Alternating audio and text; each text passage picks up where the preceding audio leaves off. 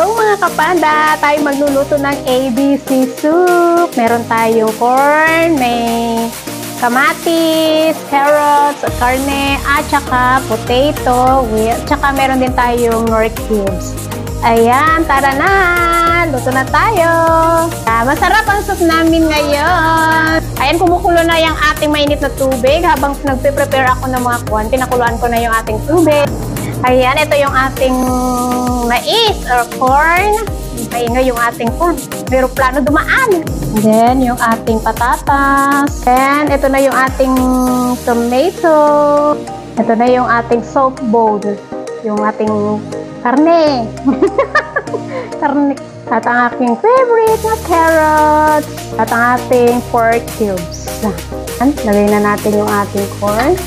Kumukulo-kulo na. Ay, boy! Tapos yung carrots. At sabay-sabayin na natin lahat mga kapan. Nakalimutan kong yun yung ilaw. At yung ating patatas. Lagay na din. Tapos yung kamatis. Lagay na natin din dyan. At syempre, yung ating karne. Lagay natin. Lagyan na rin natin itong cubes. Pakuluan na lang natin yun guys.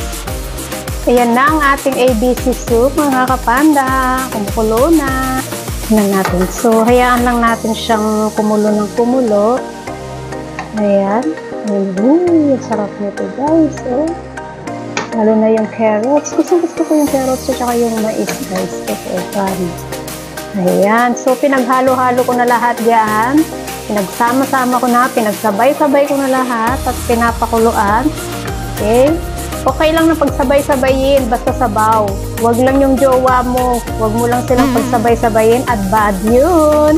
Diba? Parang si X, tignan mo, pinagsabay-sabay kami. Nadamay si X, wala namang kamalay-malay. Kaya kayo dyan, ha, na may mga jowa. Oh, huwag ninyong pagsabay-sabayin, ha. Kung ayaw na ninyo doon sa isa, ay i-end na ninyo ang yung relationship. Ganun. Huwag yung sabay-sabay. Baka kayo mabuko. Kayo din. Pala nyo. Sa sabaw lang kailangan pagsabay-sabayin lahat ng mga ingredients. Huwag lang sa relationship. Okay? Napahugot. Charot-charot lang po. Ayan. Ooh, lala.